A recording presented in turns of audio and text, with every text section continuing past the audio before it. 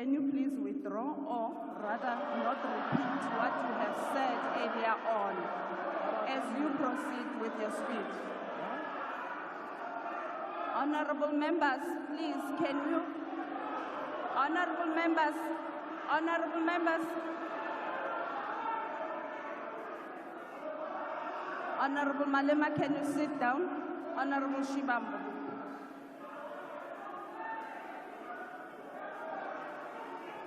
On a point of order, House Chair, we are going to forgive you because you are new, you don't know the rules of this parliament.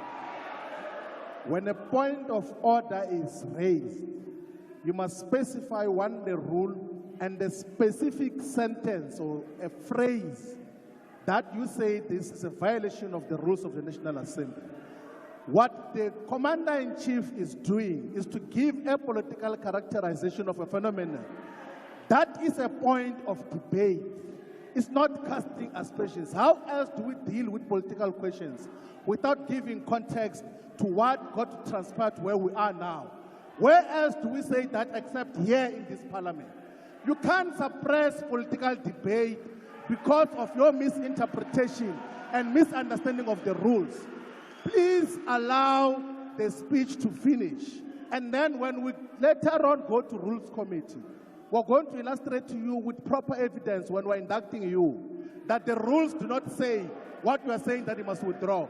Please be patient with this process. We are going to understand them when time progresses. Currently, your application is incorrect. Thank you, Honorable Shivambu. Honorable members, Rule 53 makes provision that if a member makes personal reflection on the member's integrity that are equally offensive or damaging, which cannot be necessarily substantiated. Therefore, that should be done by a way of a motion so that a member can substantiate what he's been saying. At this point in time, Honorable Malema has cast aspersion against the President, which needs to be substantiated accordingly, and therefore the order remains sustainable. Honorable Malema, as you proceed with your debate, can you kindly refrain from making such aspersion? Thank you very much. You may proceed. I must proceed. Thank you very much. It now explains as to why so many compromises and capitulations were made, leading to a situation where economic power remained in the hands of the white minority, leaving black people with meaningless political power. We can today confirm that it was pure infiltration by forces of darkness. When it was clear President Mandela is not going to make you the first deputy president of the democratically elected South African government in 1994, you threw tantrums and even boycotted his inauguration. The same President Mandela you asked us to celebrate yesterday, you missed the historic moment to do so in 1994 because of personal aggrandizement. Like many people in South Africa, I stood here in this house and said we will give you the benefit of the doubt, believing that the allegations against you of being a collaborator might not be true. I will tell why I'm giving you this personal account. It is necessitated by your activities, actions, and decisions over the past weeks since the electoral defeat of the former liberation movement, which demonstrated clearly that in the battle against neo-apartheid and neo-colonialism, you chose the side of the oppressor like you did in the past, yet pretending to be with us, the oppressed people. Why will the apartheid beneficiaries say that among all black political leaders, you are the only one they can work with to an extent that you are called a better black with a better accent, and you believe them over us? They call us criminals who must be arrested, whether we have committed any crime or not, because we disagree with them politically, and you believe them over us. Your own brothers and sisters who come from Shawela and Venda with you are today looked down because of you. You have committed to be a representative of the oppressor. The white capitalist establishment is willing to turn a blind eye to even serious allegations of wrongdoing against you, because through you, they believe that they will perpetuate the exploitation of the oppressed class and reverse the gains of the political freedom attained in 1994. It doesn't matter what you say, but we want to state categorically that the coalition between the Democratic Alliance and the Former Liberation Movement is a sellout position typical of collaborators who sacrifice and compromise the struggle against apartheid and colonialism. White minority arrogance has increased under your term of office. You should have seen them yesterday when you were speaking. It was like you are a true Tabaneka Koko Helen Zille. You boldly take these counter-revolutionary and reactionary decisions because you know you have a full protection of white capitalist establishment. All the things you said yesterday are meaningless because they are exactly what you said in the 6 State of the Nation addresses you have given since you became president in 2018. None of the commitments you made during these State of the Nation addresses have been met. You state here that the vision you are operating under is still the National Development Plan Vision 2030, whose targets have never been met and will never be met. The NDP had targeted to create a certain number of jobs, but joblessness has increased. The NDP target was to reduce unemployment by 14% in 2020, but today unemployment is 32.9% and more than 12 million people are jobless.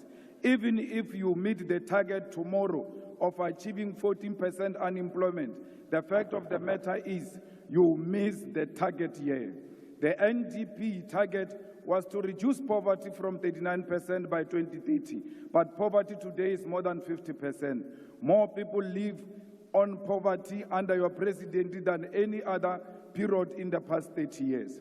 The NDP target was 10% of the GDP for infrastructure investment, but between 2010 and 2022, public sector infrastructure investment was not more than 5.8%.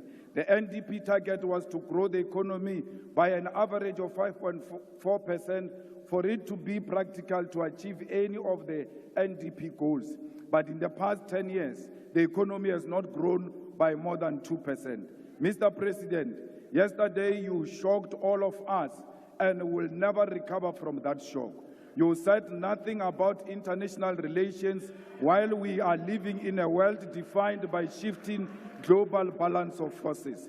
The West, under the guidance and protection of the United States of America, is agitating for a world war, which will be defined by recolonization of the African continent and the global South.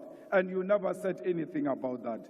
There is an ongoing aggressive war by apartheid Israel over Palestine, and you never said anything about that because your coalition partners are all fanatics of a Zionist apartheid Israel.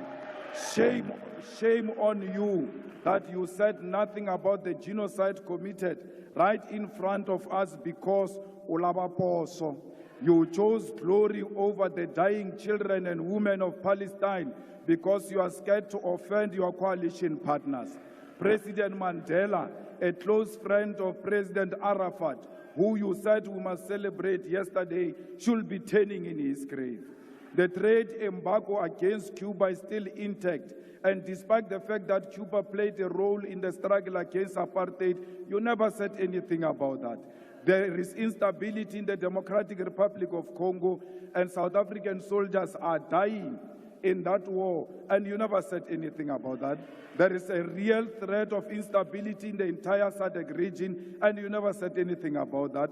There is loss of life in South Sudan, but you had nothing to say about that. The BRICS Forum has been joined by additional countries such as Saudi Arabia, Ethiopia, Egypt, Argentina, Iran, and United Arab Emirates, and you never said anything about how South Africa should maximize these strategic relations to grow the economy.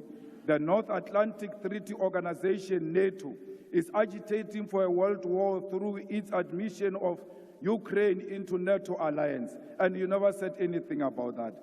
This is happening while South Africa has discovered strategic oil and gas natural resources, which in itself, Minister Mantashe, it's a cause for global security. But your president said nothing about that. Even if the global balance of forces does not matter to you, there is nothing tangible you said about the high levels of crime happening in South Africa. In the past year, South Africa had more than 27,000 murder cases, and you never said anything about that. Are we being handed over to the imperialist takeover as South Africa? Mr. President, there are more than 300,000 students who have passed and attained their certificates, diplomas, and degrees, but all universities and universities of technology, huge amounts of money. We must cancel student debt and introduce free decolonized education now. You claim to have created 2 million jobs through your presidential employment stimulus, but there are no additional 2 million jobs that were created since you took office in 2018. And if you want to argue this point, go and argue with Stats SA. Another issue we need to highlight is that Kusile Power Station added an additional 800 megawatts into national grid 2 weeks ago. You never mentioned anything about that. Instead, you chose to mention 256 megawatts of unreliable energy by independent power producers, which was plugged into the grid in the Northwest Province. This is an evidence that in addition of selling fictional buffaloes at Palapala, you are also a salesperson for independent power producers. These independent power producers were at the center of why South Africa experienced perennial load shedding for years until 2 months before the elections. The land which our people desperately needed for human settlement, agriculture, public service, and business was left in the hands of the oppressors. Our people were told about willing buyer, willing seller, in a situation where violence and genocide were used to learn the dispossession of the Khoi, the San, and all indigenous people of our country. We'll amend Section 25 of the Constitution in our lifetime to allow expropriation of land without compensation. South Africa, our country is being traded. We, the progressive forces, need to constitute an alternative radical agenda. Let us do everything in our power to rescue our country from being traded on a silver platter. We call on all workers' movement, civil society, religious leaders, and traditional leaders to reject this grand coalition led by DA under the pretense of the so-called government of national unity. We, as the EFF, will not form part of a factional and a decoy of the so-called national dialogue, which happens after the government has already committed budgets and programs to this agenda. We are not in the business of talk shows. We are in an agenda to realize through economic emancipation of our people, and no matter what it takes, we will never associate with the collaborators and the sell-out agenda of the establishment. Erekele butche nonyana phaku ebia le tiye a re tshushi ke maru a utla bosele motho wa o ba le matric wo a sankang a ba subjected to a peer review comes here and calls us VBS looters. I understand the mind of a rat will not comprehend that is actually sitting with VBS looters themselves in the government of national unity. The same matriculant is a beneficiary of the loot of 20 billion of Steinhoff that was invested by public investment, by PIC. No amount of nonsensical threats of arrest can silence us. Not even death can silence us, because Mama Winnie Madikizela Mandela's voice has multiplied. Ours is a generational mission. We shall overcome. Victory is certain. We want to tell you now, your days are numbered. Thank you very much.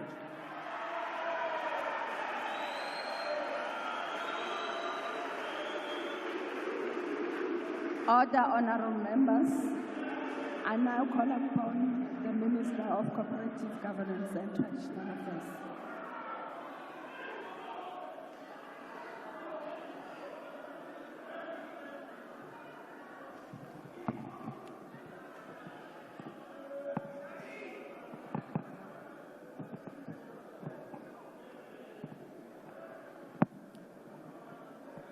Honorable Speaker, Honorable Chairperson of the NCOP, Your Excellency the President, Honorable members of the 7th Parliament, the past few weeks have been a whirlwind of activity. Parliament has changed, portfolios have changed, cabinet have changed, and the government have changed. The people of South Africa who went to the polls on 29 May placed the future of our country for the next 5 years in the hands of a coalition government. Up front, I must declare that the IFP is committed in making the government of national unity stable and successful, for it is the result of the will of the people of South Africa. The GNU is not about politics, but is about the will of the people and the future of our country. We campaigned and expressed our views to the electorate, but the electorate in response said, work together. Your Excellency, the IFP has been frank and honest about the state of our country and the needs of our people. For 29 years, the IFP, led by Prince Mangosuthu Buthelezi, remained in this house as a voice of reason, urging those in power to do the right thing. The late Prince Mangosuthu Buthelezi, whether he spoke as a leader of a constructive opposition or as a minister of cabinet, or as an acting president of the Republic, he taught us in the IFP of the duty we have to speak loudly on behalf of the people. We will continue to play that role constructively in the GNU for the good of our country. The GNU is a bold and necessary step in the right direction. We have repositioned South Africa to embark on a journey of rebuilding herself and the future of our generation and the generations to come. The real work of changing the lived reality of every South African must proceed with utmost haste. The change that voters demanded needs to be practically seen, felt, and experienced in the next few months. The IFP welcomes the plan laid out yesterday evening by the President in pressing the reset button and opening a new chapter for our country under a collective wisdom, skills, and capabilities of leaders who chose to work together for the sake of the people of South Africa. The IFP welcomes the position taken by the President about a review of the municipal funding model to ensure that municipalities can become fully functional. This will mark a turning point in our history's 30-year history. As we build on the foundations laid, let us build with new energy. The IFP believes that the local government is a critical sphere of government to impact the lasting development and change in the lives of the people of South Africa. It is for this reason that COGTA's budget speech this week was themed, open quote, every municipality must work, close quote.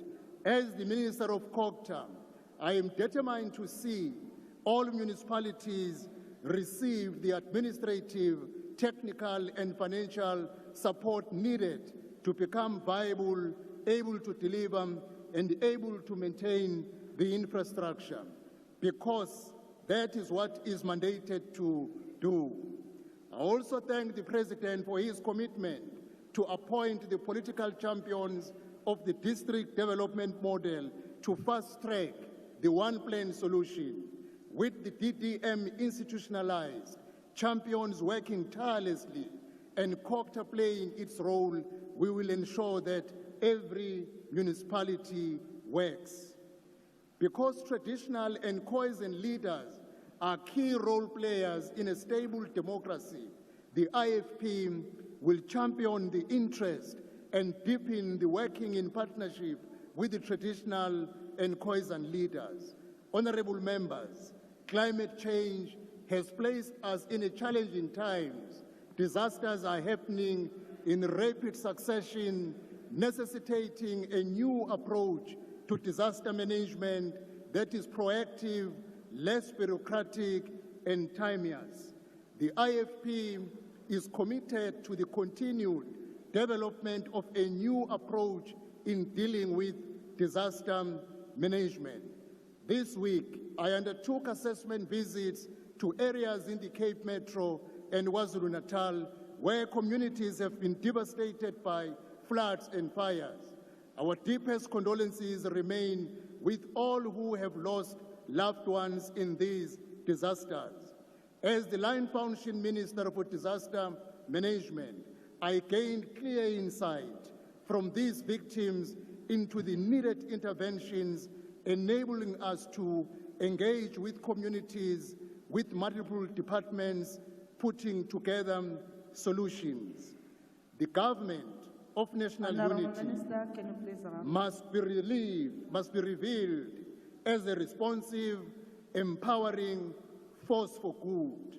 It must work, as the IFP has always done, hand in hand with the people. The IFP is committed to a national dialogue to address social cohesion, landlessness, and the growing gap between the rich and the poor. We are committed in creating a stable GNU that is responsive and delivers. This is the commitment of the IFP to the people of South Minister, your Africa. time is up. I thank you. Thank you.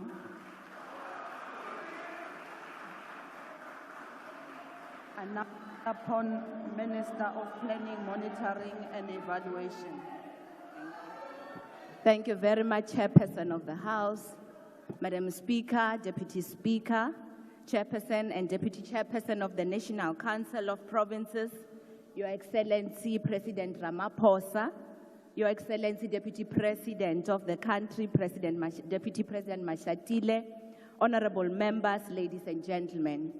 In 2010, a group of young people who were leading the ANC Youth League at that particular time went to Zimbabwe to go and do a study, and they had an opportunity to meet with the late President Mugabe.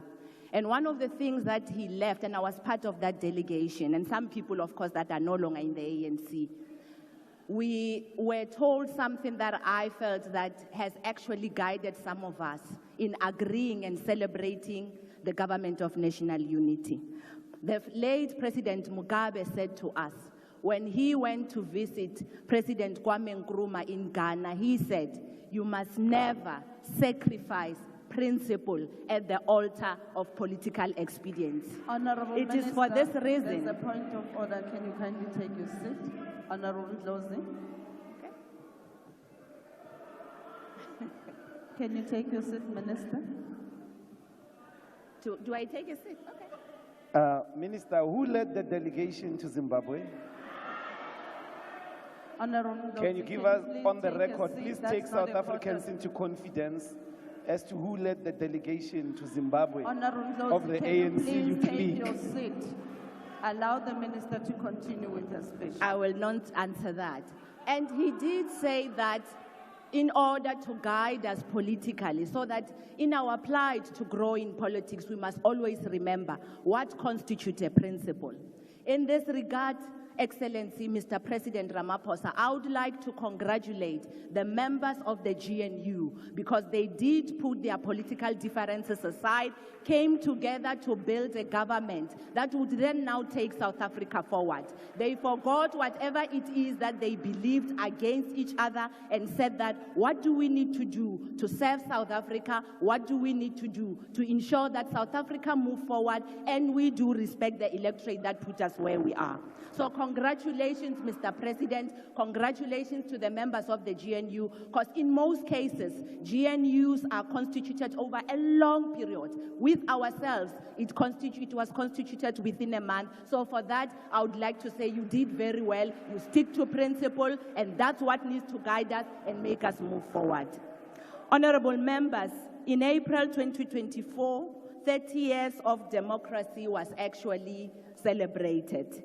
We did that by commemorating this milestone when the President launched a 30-year review report on the 8th of May 2024, and that report represents the government's assessment of progress made from 1994 to date. The review was based on a set of 13 thematic goals that were identified by the National Development Plan, and these priorities were actually also done in the sixth administration. On the 30-year review and social transformation, the orientation of the public service has shifted from serving the minority to serving all sections of the population. Consequently, in 2022, the number of households by access or had access to electricity, piped water, sanitation, and that has increased in 80%. This has removed millions of households from deprivation, thereby improving indicators of multidimensional poverty index and the Human Development Index. South Africa's social wage is one of the most comprehensive in the world and has proven to be an effective anti-poverty tool. The social wage covers all healthcare services, free water and electricity for the indigent, free schools, public housing, school nutrition, and early childhood development. And this has expanded financial support for students at universities and TVET colleges through the NSFAS. Priority 2 that the President has spoken about in the MTDP has actually spoken to this, and we will be building on top of what we have already done before in the 30 years to ensure that our people are served. Our country is moving towards a universal access to education at all levels, and it has improved overall educational outcomes and skills development opportunities, resulting in an improved population-level educational outcomes, such as the literacy and levels of educational qualification per age cohort. These are important pillars for a modern knowledge-based society. Equally, we have improved access to healthcare and are now working towards an ambition of universal access to health. Among others, the expansion of clinics, hospitals, and the healthcare infrastructure, increased primary healthcare, has already serviced more people, and it has also included the fact that we are almost accessing what we have set for ourselves. We have also seen that there are a lot of healthcare diseases that has reduced, such as the AIDS-related deaths. The National Development Plan remains our lodestar, and the long-term plan as adopted by Parliament in 2012. Its goals are the eradication of poverty, reduce inequality, and reduce unemployment. The 10-year review of the NDP highlighted that insufficient progress has been made, but also proposed corrective actions for the remaining 6 years of this implementation. It is for this reason that in this MTDP of 2024 to 2029, which is the 7th administration, we will concentrate on making sure that we move the needle as it relates to the priorities of the NDP. To support the implementation of this NDP, the Medium-Term Development Plan of 2024-29, which is the 5-year plan that I've just spoken about, has been developed, and this was based, of course, on the fact that we needed to align to the NDP, but it has also been informed by the fact that we had, as the GNU, a statement of intent that we came together to agree upon for the sake of South Africa.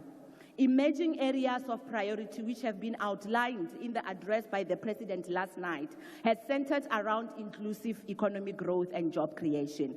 And Honorable Malema, the President did speak about international relations. He has alluded to the AFCTA and many other things. I wish you could have listened, because you would have heard exactly how we are going to move forward as it relates to making sure that we do intensify economic development as it relates to economic diplomacy. He did speak about that. This is a full appreciation, of course, of what I've already said, but this is also a major task that we have to get to the economy to perform at all its potential and create employment and economic opportunities for the people of South Africa and Africa and the world. In order to improve coordination and agenda setting during this term, the presidency will be strengthened to improve coordination of policy, integrated planning, and oversight in support of development outcomes. The MTDP of 2024 to 2029 will be supported by an evidence-based, not just things that we think about or gossip, but evidence-based outcomes and framework that will enable the integrated monitoring of progress against the set indicators and targets. Government clusters will support the MTDP with their own implementation plans, which will also allow us to respond to emerging issues. Priorities will also be cascaded into institutional plans, strategic plans, and annual performance plans of departments and entities. And it will also be able to assist us to draw up and establish performance management systems of government that will allow us to be able to monitor them.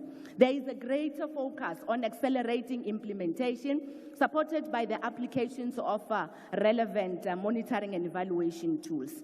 As it relates to DDM, the DDM is designed, of course, as we all know, to address problems with service delivery by allowing all spheres of government to work together in a more effective and coordinated way. This is intended to assist municipalities, just like the Minister of Cocktail said here, to better plan budget and also implement programs and to ensure that work of municipalities is managed. We are planning to make sure that we do strengthen DDM so that we can better monitor and evaluate the performance of government in all spheres of government.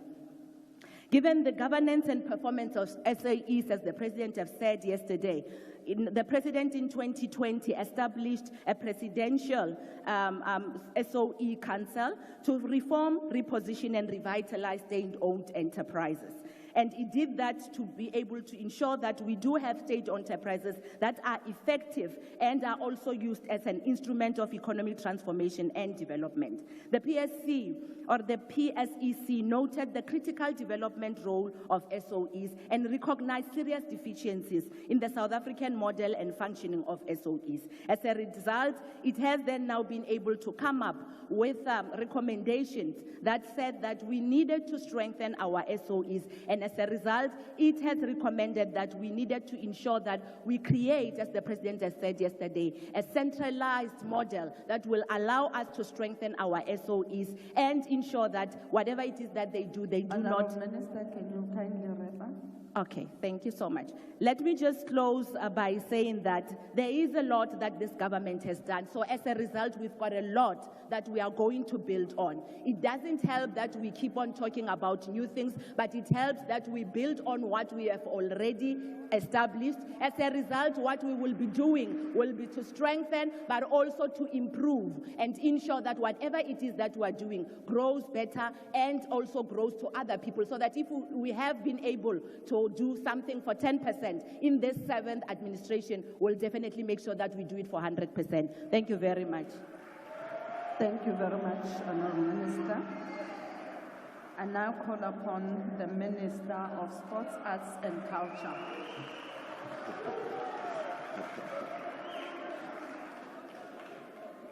Honourable Chair, Madam Speaker, Honourable Cyril Ramaphosa, Honourable Deputy President Paul Mashatile.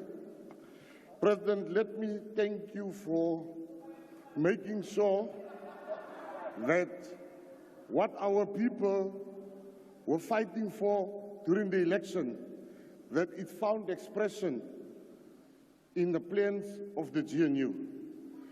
There is now, we have the Sovereign Wealth Fund. We're speaking about the issue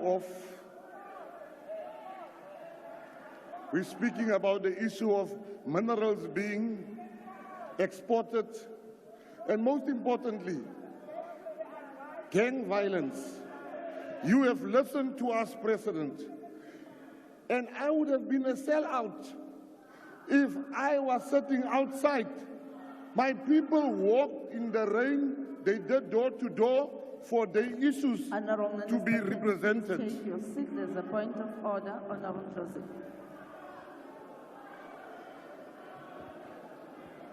I'd like to call a point of order, House Chair, because a government minister cannot deliberately mislead the House. There is no sovereign wealth fund in this country. You must withdraw. There's no such a thing. At this stage where you are, it's not those talks by the streets you are having. You must speak facts on behalf of a government. There's no sovereign wealth fund in this country. You must withdraw. Take us serious here. Honourable Minister, can you please proceed? Your peers, you always talk about education, Honorable Ndlozi. Your peers are delivering papers while you are ice boy here being sent around. Must not come to me. Don't tell me about education. I want to thank you, President. President, one man was calling me, one gentleman at the airport was calling me a racist. And I asked him, why are you saying I'm a racist? And he said, whenever you speak only about colored people, it's colored people, colored people. And I engaged him. And President, let me tell you, the issues of colored people has not been addressed yet. And I want you to be the first president, Honorable, to address the national question. All presidents were scared to address the national question. If you can address the national question, you shall be the first. I want to tell the GNU what we have achieved is remarkable. It is the best thing that could have happened to this country. South Africa is going to go forward together. The ones that want to remain, let them remain. The GNU, we are going forward. And I will tell you a secret. The only reason why they call us sellouts, because they are not on the GNU train. They bought the wrong ticket. President, I want to tell you, I salute you, because what you have done, you have put South Africa first. We've had many differences between us. You put that aside and you say, my differences with Mackenzie cannot stop me from taking a decision for the benefit of this country. And I want to salute you. I want to say to the Honorable Judge Hlophe,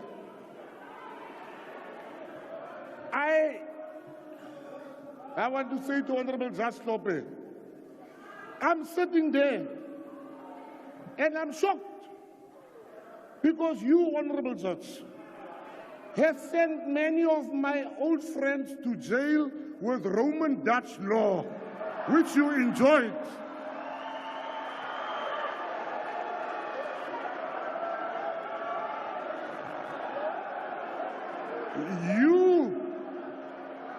While you were getting you talk about the blue lights.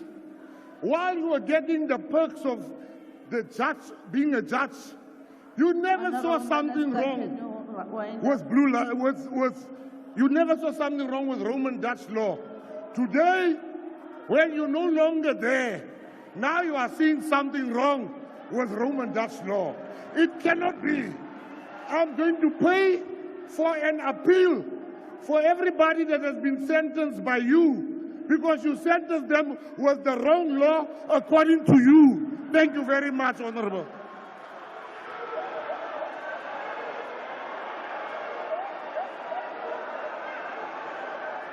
Order, honourable members, order. I now call upon the Minister of Correctional Services. Order, honorable members, order. Can you please take your seats, honorable members? Honorable Ndlovu, there's no speaker on the floor. What are you rising on? Chairperson, there needs not be a speaker on the floor for me to raise an order. I hope we can agree on that. So I'd like... You can proceed, honorable. Thank you very much.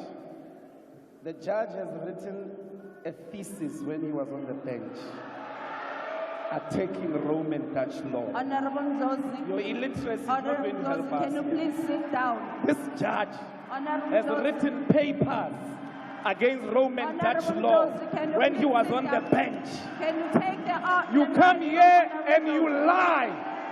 You lie.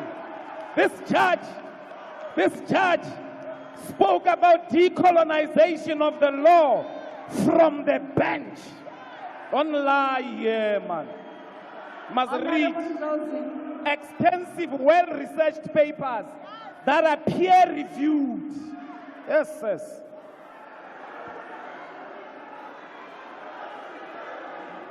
And he didn't say anything about sports, about arts.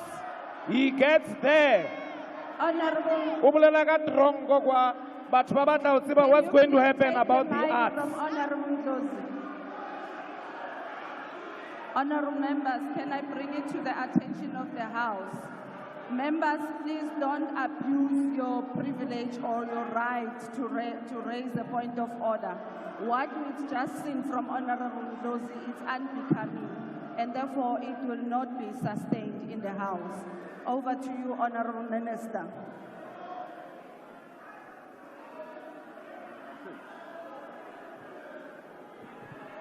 Geachte Voorzitter, through you, Honorable President,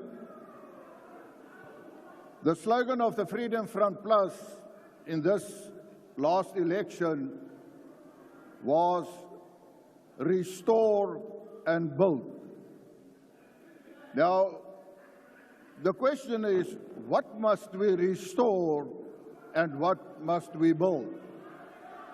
Honorable Chair, to understand that, we must identify the problem. And we must be honest towards each other.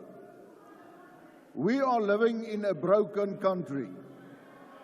We have an economic growth of less than 1%.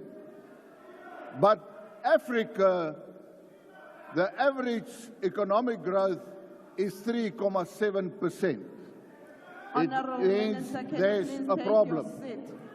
There's a hand at the back, Honorable Van Rooyen.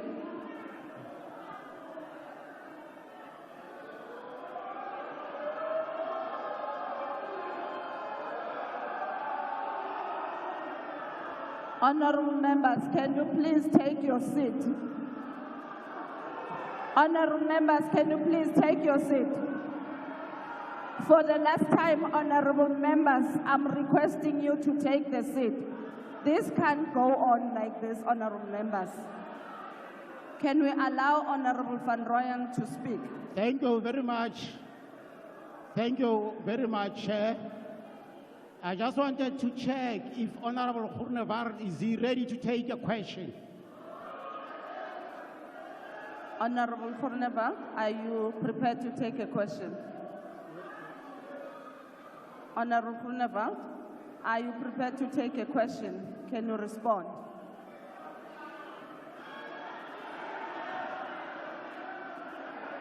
Honorable Groenewald. Agbare voorsitter, ek reageer nie op onsinnighede nie. I didn't hear the answer. I'm not worrying my interpreter. Thank you very much, Honorable Van Rooyen. You can take your seat. Honorable Groenewald, can you continue? Oh, I just wanted to check with him if he's ready to tell the nation who killed Chris Hani. Who killed Chris Hani? Honorable Van Rooyen, you are abusing your right to speak on the floor. Honorable Groenewald, please take the podium. Another aspect we must also realize, Honourable President, is the criminality in South Africa and the crime is Honourable of such Groenewald, nature. can you take your seat? There's a hand at the back there. Honourable Member.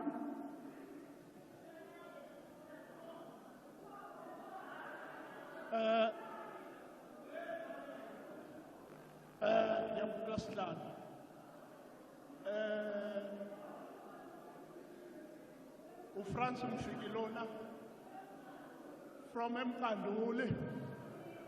I want Amalala, Solos, welcome in this parliament.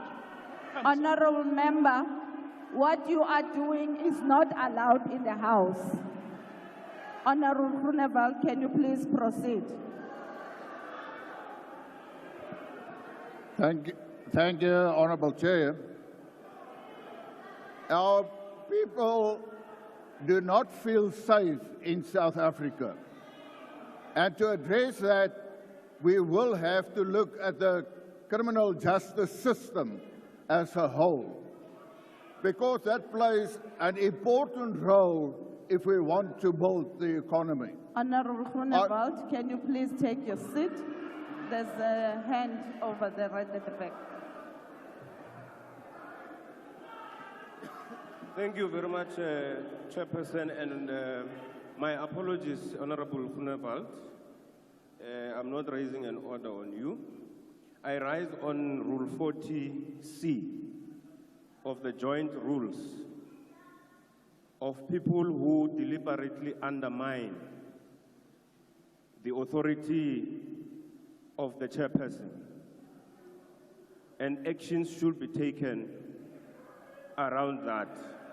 Because what we see here is members acting disorderly, deliberately in the House.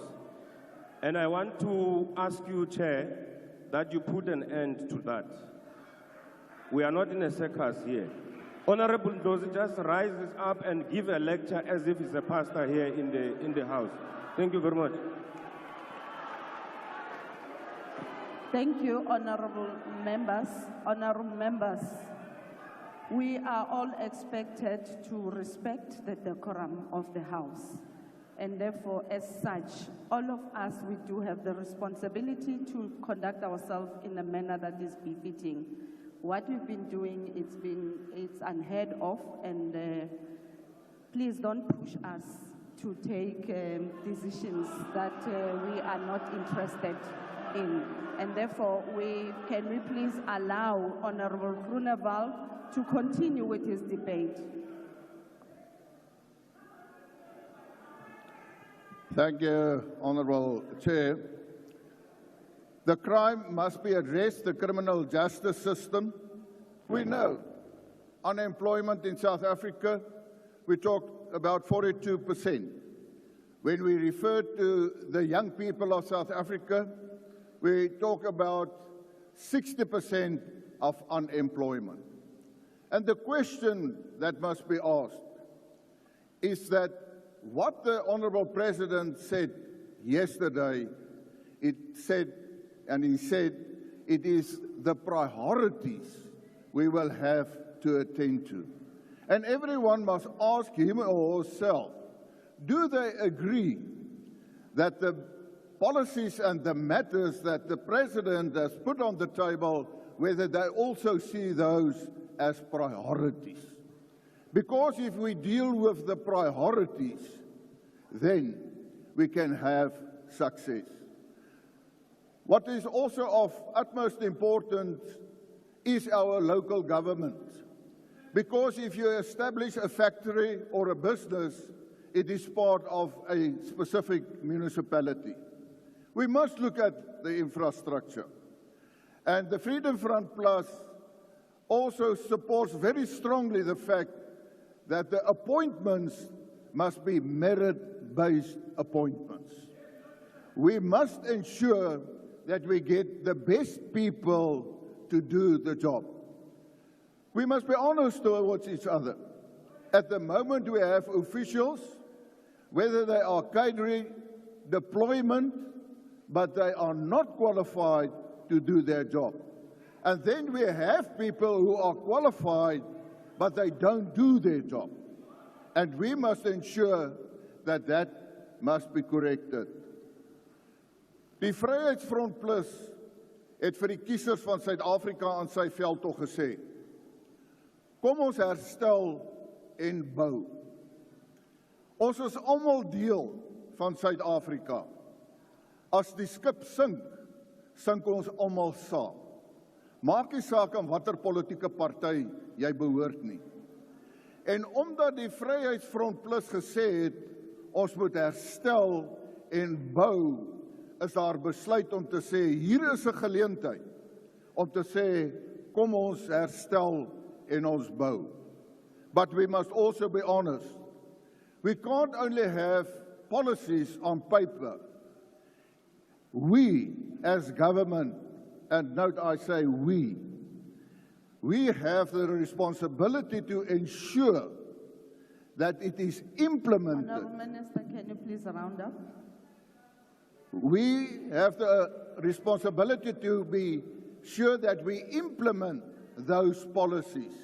As the Honourable President once said, the seat you have in Parliament does not belong to you, but to the people. We must be accountable to the people, and the Freedom Front Plus will ensure that we restore and build. Thank you, Honourable Member. I now call upon the Premier of Limpopo.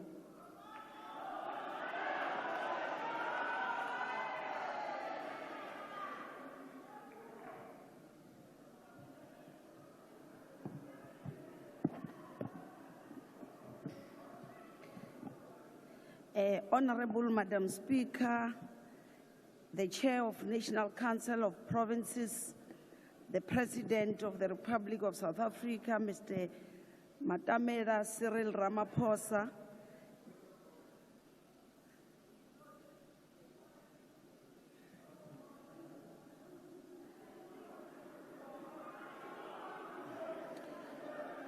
Deputy President. Honourable Premier, can you please take your seat? There's a point of order.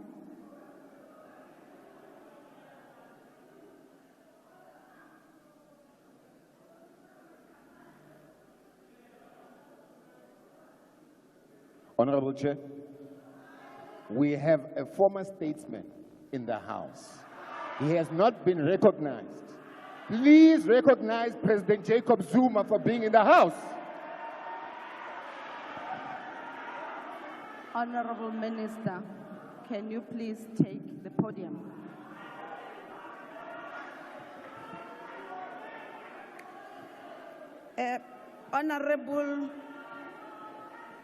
Honourable Deputy President Tatana Mashatile, members of the two houses, ladies and gentlemen, I rise on behalf of the descendants of the warriors of Sekhukhune, the descendants of the warriors of Makhado, of Gungunyane, of Mukopane, and many other great warriors whose land we continue to make the lives of their residents better.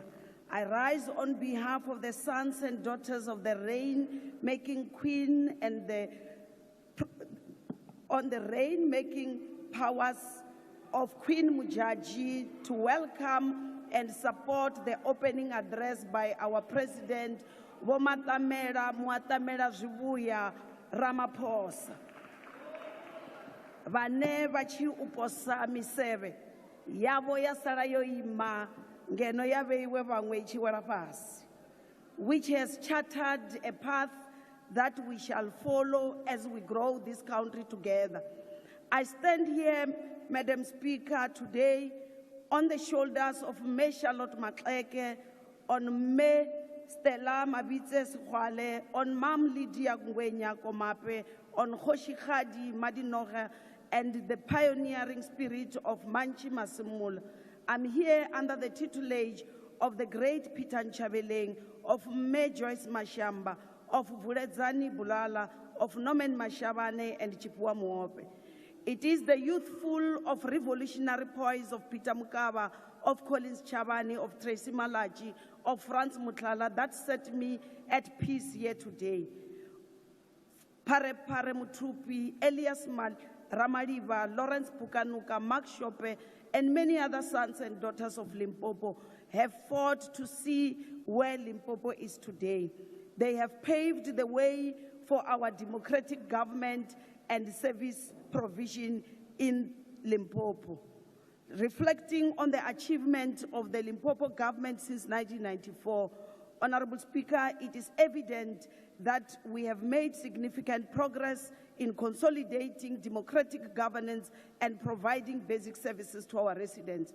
The people of Limpopo that we rise on their behalf have consistently shown their support for their democratic system, as evident by the recent election of the ANC as the ruling party, rejecting all those Honorable Hlophe who disparately tried very hard along tribal lines, using our traditional leaders to try to divide our people. Hence, you saw the 74%.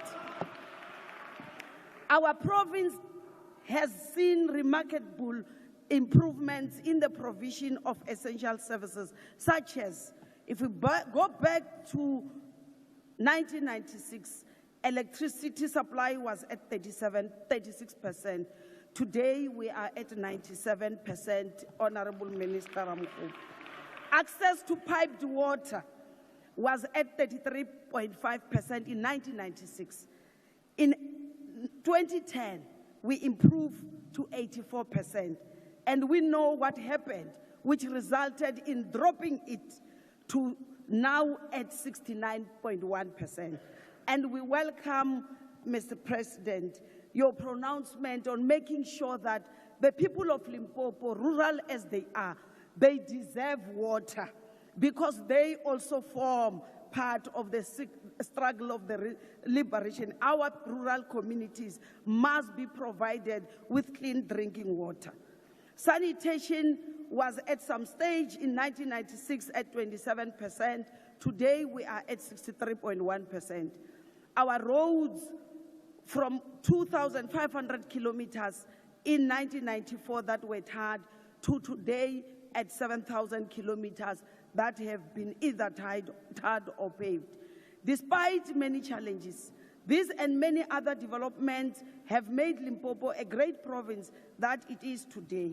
We have greatly enhanced the quality of life for our residents. Limpopo's economy has undergone significant transformation since 1994.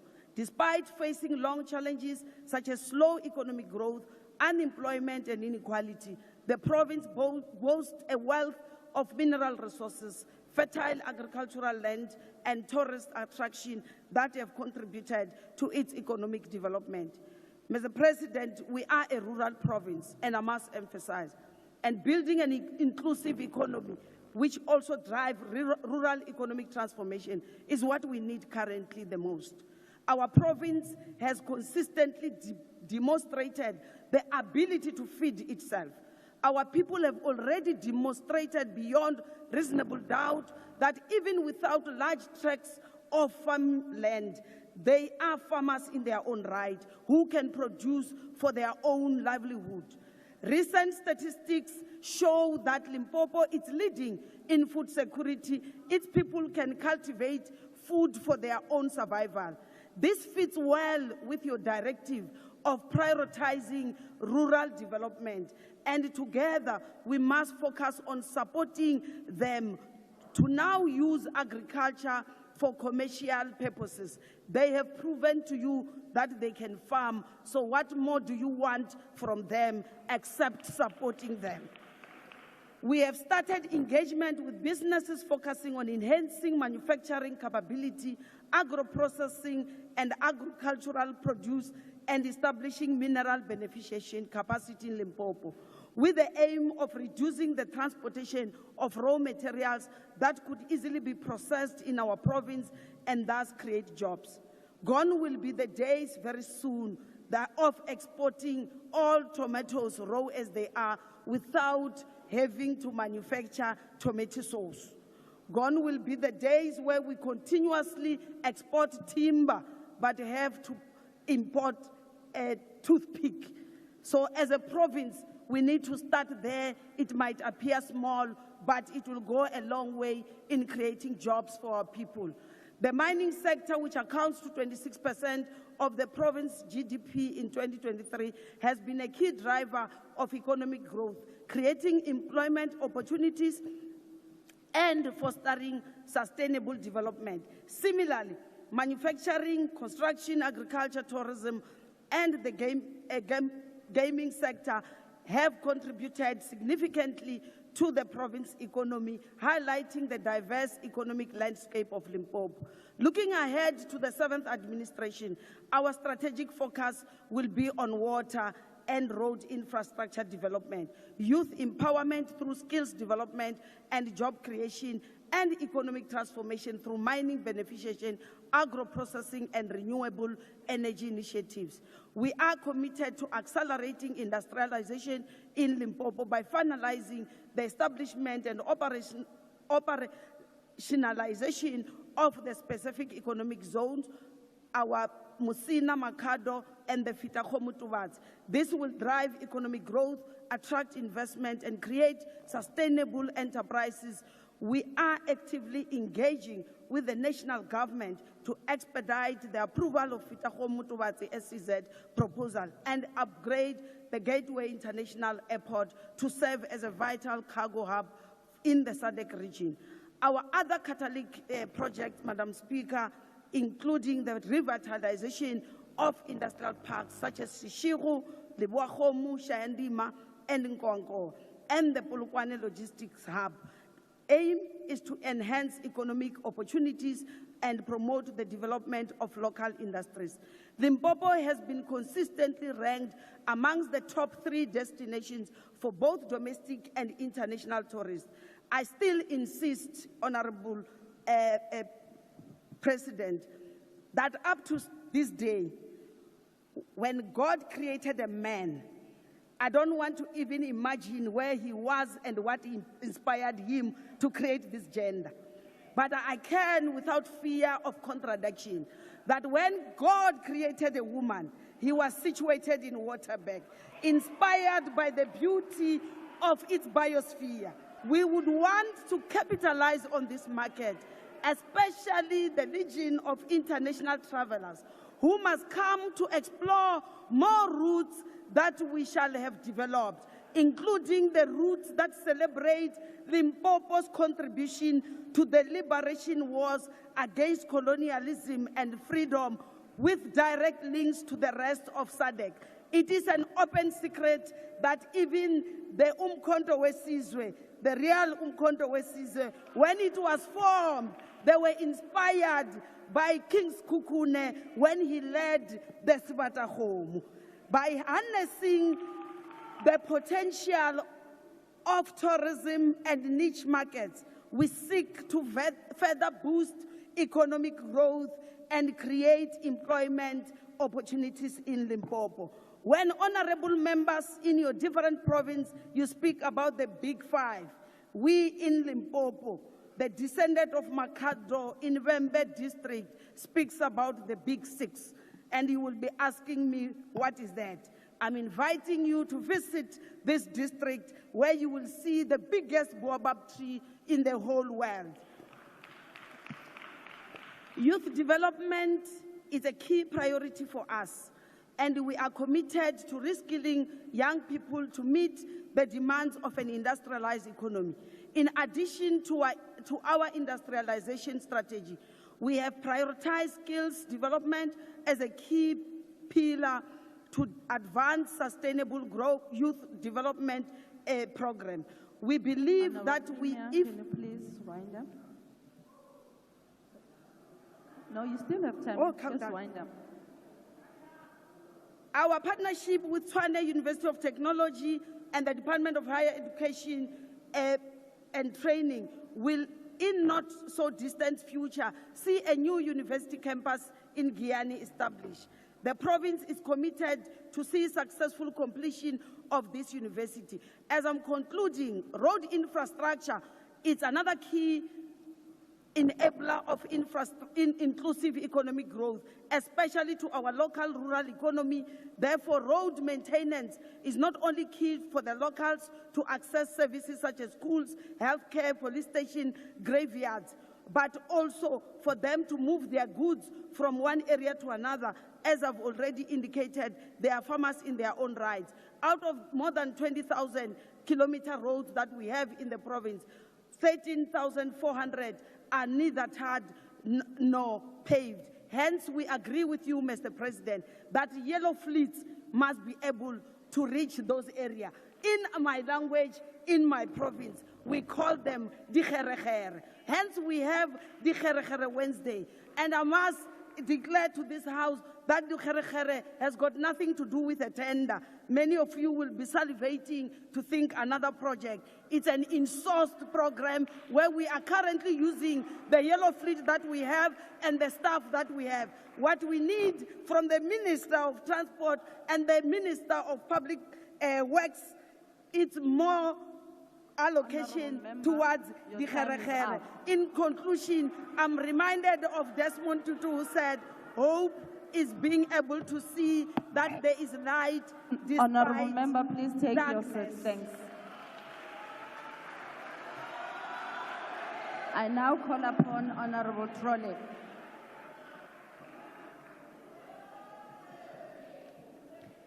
Honourable Chairperson, Honourable President, sadly, last night was a déjà vu moment for myself and all too many South Africans. Your understandable sales pitch for your new government and promises might have sounded fantastic to the naive amongst us, but the electorate who showed their jaundice towards your last government know that these were flights of fantasy. Because, Honourable President, we don't trust you anymore. We don't believe you anymore. We haven't seen a smart city. All we see is broken cities. We've heard your "we will do" speeches so often, but we've never heard you say "we have done" speech in Parliament before. You have started your second term in office really badly by appointing almost 20% of the people in this Parliament to your cabinet. That says to the people of South Africa that your government is more important than they are. While some in this House are going to go to court about what you call your government, we don't care. If I can borrow from Romeo and Juliet, what's in a name? That which you call a rose by any other name would smell as sweet. South Africans want change. They want security, dignity, and the independence of a job. They took your previous majority away because you couldn't grow the economy, create jobs, deliver services to them effectively, and keep them safe in their homes. You need to repair our international reputation before we will be able to attract the foreign direct investment so badly needed to grow our economy. Investors want political stability. They want policy certainty. You need to get us off the international grey listing. You need to stop corruption. You need to eradicate violent crime. Being one of the most violent nations in the world where women are objectified, routinely abused and murdered is a disgrace. Criminality is entrenched in our society, and we experience it daily with wanton and uncontrolled theft, vandalization, and destruction of our economic and service delivery infrastructure. This drives away investment and destroys our economy. Last night, you claimed that 80% of all passenger rail services are operational again. That is not a fact. It's not true. South Africa has extraordinary mineral and agricultural wealth, virtually unparalleled environmental endowment, including an incredibly richly diverse marine life with a spectacular coastline. But most importantly, what South Africa has is the most prized attraction of 400 years ago and still remains so now, is our geopolitical global positioning and marvelous climate. Why can't you leverage that? With all of these bounties, we should be a thriving economy with a thriving country with a world-topping economy. We know that our history has militated against this and prevented us achieving our full potential. So let's not entrench our uncontrollable volition to undermine ourselves and to continue to drive ourselves apart. In this regard, I want to caution South Africans and your government not to be distracted nor to succumb to the self-harm disorder that some political parties display in this House. As Hamlet pondered in Shakespeare's soliloquy, these parties display a schizophrenic characteristic, to be or not to be. Their paradoxical offer won't fix anything. We need an El Salvador rehabilitation such as that being led by President Nayib Bukele Ortez, from being the most violent country in South America to the most peaceful country in South America in 2 years. You need to stop crime. You need to stop corruption. You need to stop service delivery mafia by declaring war on those who perpetrate these crimes. In this regard, wind up, Honourable Member.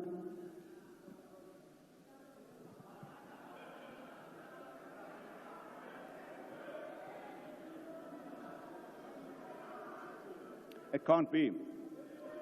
It can't be time. There's a watch in front of you, Honourable Member. I beg your pardon? There's a watch in front of you. I can't hear you. There's a watch in front of you, Honourable Member. Please round up. I'm going to round up like the previous speaker for a while.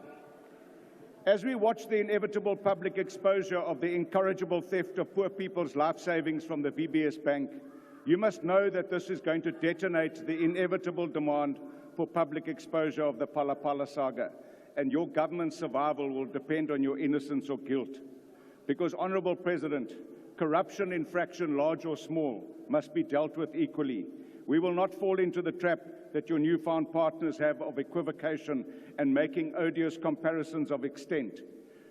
We will not allow Phala Phala to become this Parliament's next fire pool Member, your disgrace. time is up. We as Action SA will give you the benefit of the doubt as you are a new Honourable government. Member, your time is up. But if you don't Can you fix please the switch problems off of the this mic? country, I'm just rounding up like the previous speaker. If you don't fix you the please problems switch of this off the country, mic? the election is coming. I'm rounding up. Honourable Member, your time is up. Thank you. Honourable Member, the time is 1 o'clock. We are breaking for lunch. We are expected to come back at 2 o'clock. I am told that lunch is served in the banquet hall, second floor. The bells will be rang 10 minutes before the start of the next session. Thank you very much.